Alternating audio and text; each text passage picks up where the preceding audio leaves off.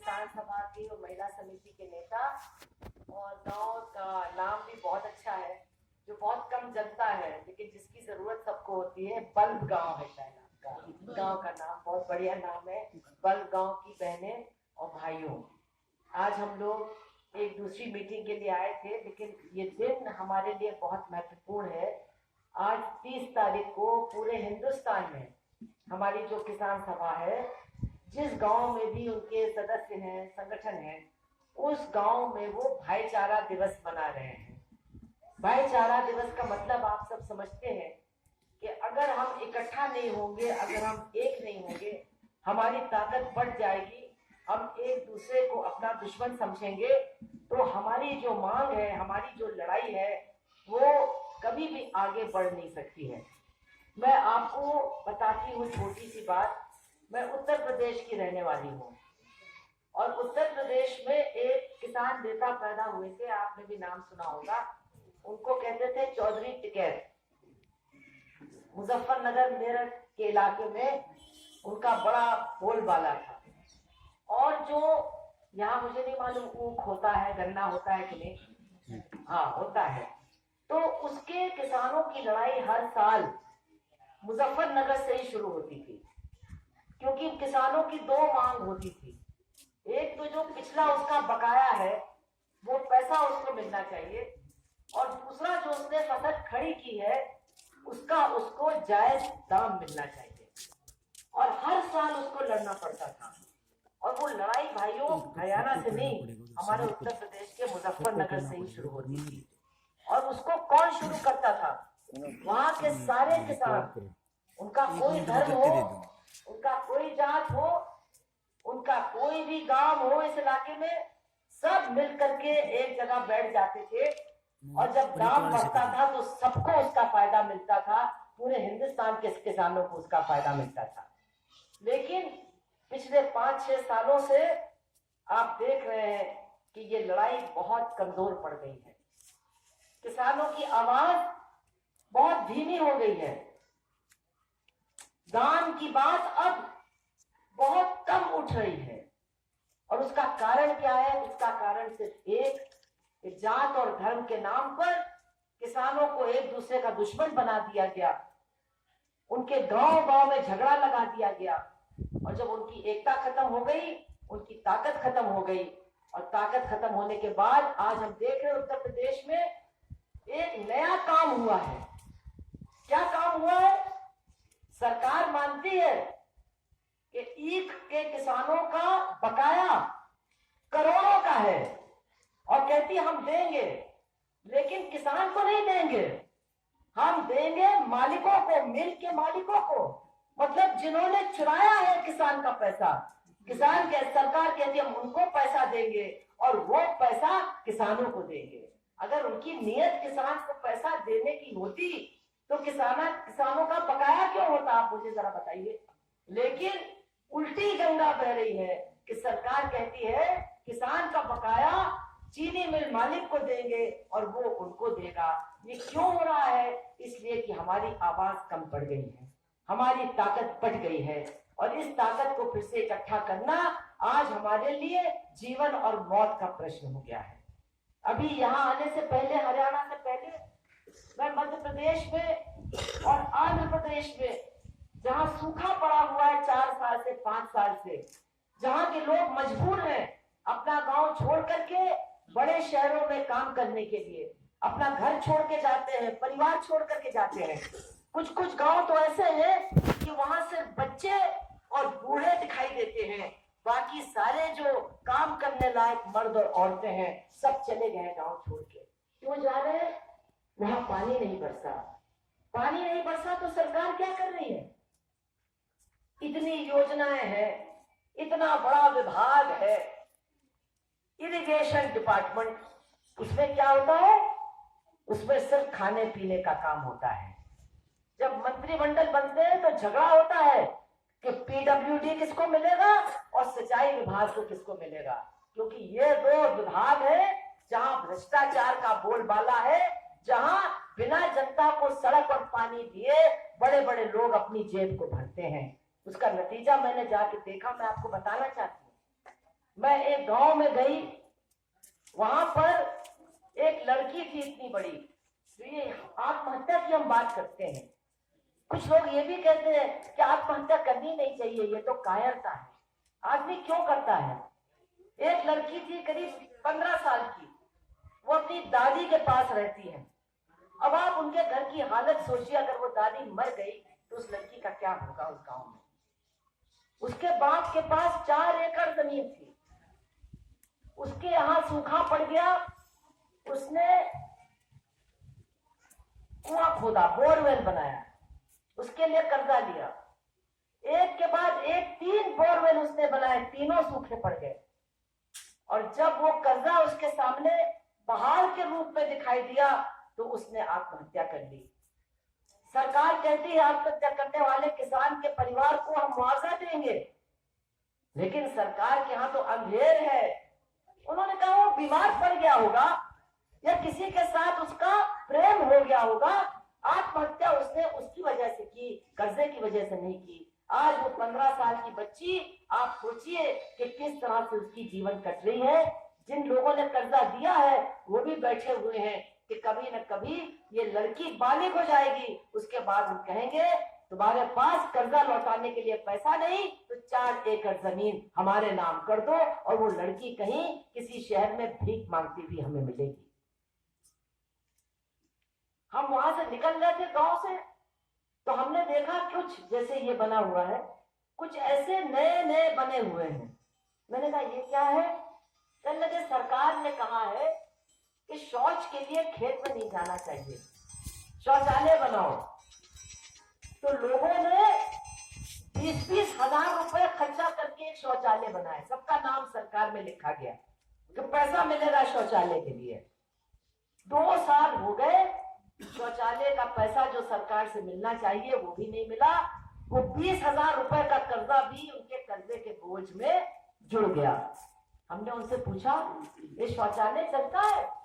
अरे कहने लगे बहन जी जब हमारे पास पीने को पानी नहीं है तो शौचालय को चलाने का पानी हमको कहां से मिलेगा? तो इस तरह तो सरकार नीतियां बनाती है, कहती है अगर शौचालय नहीं बनाओगे, शौच करने के लिए खेत में जाओगे तो जुर्माना करेंगे, तुमको जेल भेज देंगे, और शौचालय बनाते हो तो कर्जे में डुबो देते हैं और पानी का इंतजाम भी नहीं करते हैं। ये है सरकार जो आज हमारे देश में चल रही है। इसलिए हम आपसे कहना चाहते हैं कि इस लड़ाई को अब छोड़िए मत, क्योंकि ये लड़ाई हमारे भविष्य की नहीं, ये लड़ाई अब हमारे बच्चों के भविष्य की लड़ाई है, अपने बच्चों को जिंदा रखने की लड़ाई है। जो आदमी इस देश में कुछ भी बनाता है, अगर बाल्टी बनाता है, अगर खटिया बनाता है, अगर ये घड़ा बनाता है, तो वो तय करता है कि इसका दाम क्या होगा। वो हिसाब लगाता है कि इस मटका बनाने में, इस कुर्सी बनाने में मेरी लागत कितनी हुई है, मेरे कितने दिन का श्रम इसमें लगा है, और उसके बाद वो उसका दाम तय करता है। लेकिन किसान जो अपने खून पसीने से फसल तैयार करता है, उस फसल का दाम कौन तय करता है? भाग्य विधाता। सरकार को कोई मतलब नहीं। अभी आपका कनक बहुत बढ़िया निकला, पहुंच गया मंडी में, अब आप क्या हिसाब लगा रहे हो? पता नहीं क्या दाम मिलेगा, पता नहीं क्या दाम लगेगा। आपकी मजबूरी का फायदा उठा करके कम से कम दाम में वो फसल ली जाएगी, क्योंकि सरकार ने अपनी जिम्मेदारी को बिल्कुल छोड़ दिया है कि अब फसल की खरीद हम नहीं करेंगे, बाजार में जो दाम भी मिलेगा उस दाम पर मजबूर होकर के किसान को अपना बेचना होगा। मतलब चारों तरफ से हमला ही हमला है किसान के ऊपर। अब तो लोग बात भी नहीं करते, लेकिन नोटबंदी की कहानी क्या है? किसकी मुसीबत हुई? मंडी में लोग अपनी फसल लेकर के गए और वहां जो अड़तिया थे उन्होंने कहा चेक ले लो। कहा कि नहीं कहा? चेक ले लो। अब भैया चेक लेके कहां जाए, चेक लेके कहां घूमे? वो चेक नहीं लिया तो 20% और भी दाम कम करना पड़ा, तब जाकर के रोकड़ा किसान के हाथ में आया। मैं तो रहती हूँ शहर में, हमारे शहर के लोग हरियाणा और पंजाब भैंस खरीदने आते हैं। सरकार ने क्या कानून बना दिया कि 3 लाख रुपए से ज्यादा ही नहीं सकता, कोई खरीद ही नहीं सकता कुछ। लोग समझते 3 लाख रुपया बहुत होता है, लेकिन एक अच्छी भैंस कितने में मिलती है? 1 लाख रुपए में अच्छी दुधारू भैंस मिलती है। तो मान लो कोई लाया पैसे 5 भैंस खरीदने के लिए, तो हमने उसे पूछा भैया 5 लाख रुपए तुम दोगे तो तुम तो जेल जाओगे, और जिसको तुम दोगे उसको उतना ही जुर्माना देना पड़ेगा। चलो ठीक है, तुम जेल चले जाना, वो जुर्माना देगा, वो 5 भैंसों का क्या होगा? तो कहने लगा वो शायद मोदी जी अपने घर में कहीं बांध के रख लेंगे, यही इंतजाम होगा। तो मतलब क्या करना चाहते हैं ये लोग? और अब हम आपको बताएं, जो नया हमला हो रहा है, अब जो चारों तरफ कोई बोल नहीं रहा है इस बात को, लेकिन ये बात बिल्कुल सही है। हमारे उत्तर प्रदेश में पिछले 1 महीने से एक भी पशु की बाजार नहीं लगी, एक भी पशु की बाजार नहीं लगी है, यहाँ भी बंद है। अभी हम गए थे, जहां का ये मामला है, ये आपके मेवात जिले का वो नू में जहांगीराबाद है, और वहां के लोग गए थे गाय खरीदने। एक बहुत बड़ी बाजार लगती है जयपुर में, वो सरकारी बाजार है, उस बाजार को नगर महापालिका जयपुर की चलाती है, और जो भी वहां भैंस या गाय या बछड़ा या खरीदता है जानवर, उसको रसीद मिलती है। उस रसीद में उसका नाम, उसके बाप का नाम, उसका पता पूरा लिखा हुआ होता है। अगर आपको राजस्थान से हरियाणा ले जाना है तो उसका अलग से टैक्स भी भरना पड़ता है, सब लोग इस बात को जानते हैं। और क्या हुआ आप सब जानते हैं? अरे हम लोग को भी मालूम है, कुछ लोग जानवरों की तस्करी करते हैं, लेकिन वो रात को करते हैं, चोरी छिपे करते हैं। ये लोग तो अपनी गाय को, ब्याही हुई गाय को दिन दहाड़े जयपुर और दिल्ली के बीच का जो हाईवे है उस पर लेकर के जा रहे थे, और वहां क्या हुआ आपको मालूम है? कुछ लोग घायल, एक आदमी मर गया, लेकिन नतीजा क्या हुआ? नतीजा ये है कि वो जो जयपुर में पशु का बाजार है, पशु की हाट है, वहां से रोज 6 लाख रुपया सरकार को टैक्स मिलता था, और आज की तारीख में 50,000 रुपए का टैक्स भी नहीं मिल रहा है। न कोई बेच रहा है, न कोई खरीद रहा है। तो अगर लोग जानवर खरीद नहीं सकते, अगर लोग जानवर बेच नहीं सकते, तो आखिर किसान जिंदा कैसे रहेगा? आखिर दूध का धंधा इस देश के अंदर जो किसानों ने अपनी मेहनत से, और महिलाओं का बहुत बड़ा योगदान है। हमारे गांव की महिलाएं गाय का, भैंस का इंतजाम करती हैं, सेवा करती हैं, उसको चारा लगाती हैं, उसको दूधती हैं। ये पूरा जो दूध का धंधा इस देश के अंदर फैला है, और आज दुनिया में 3रे नंबर पे हमारा देश है दूध में। इसको किसी सरकार या किसी मंत्री ने नहीं खड़ा किया, ये हमारे किसानों के और किसानों के महिलाओं के खून पसीने से ये धंधा खड़ा हुआ है। आज मैं आपको बताती हूँ, ये धंधा चौपट हो रहा है, ये धंधा खत्म हो रहा है।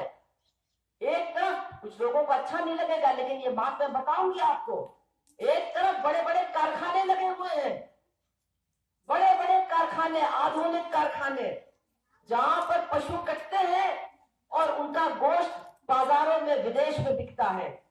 इनके मालिक कौन है? इनके मालिक बड़े बड़े नेता हैं। जिस पार्टी के नेता हैं मैं बताऊंगी नहीं, आप खुद पता लगा लीजिएगा। जिस पार्टी की सरकार है उन्हीं के बड़े बड़े नेता हैं, जिनके ये बड़े बड़े कारखाने हैं। आज उनके यहाँ जानवर कम पैसों में पहुंचाया जा रहा है, क्योंकि और कोई जगह जानवर को ले जाने की बची नहीं। और जब दूध धीरे धीरे कम हो जाएगा, खत्म हो जाएगा, तो आप मेरी बात आज नोट करके रखिए कि हमको विलायत से दूध का पाउडर खरीदने के लिए मजबूर किया जाएगा। और यही हमारी बिकी हुई गुलाम सरकार ये विदेश से दूध का पाउडर, हमारा दूध का धंधा खत्म करके दूध का पाउडर खरीद करके उसको पानी में घोल करके पैकेट में आपको और आपको और आपको बेचने का काम करेगी। ये बहुत बड़ी साजिश है ग्रामीण जनता की जीविका को खत्म करने की।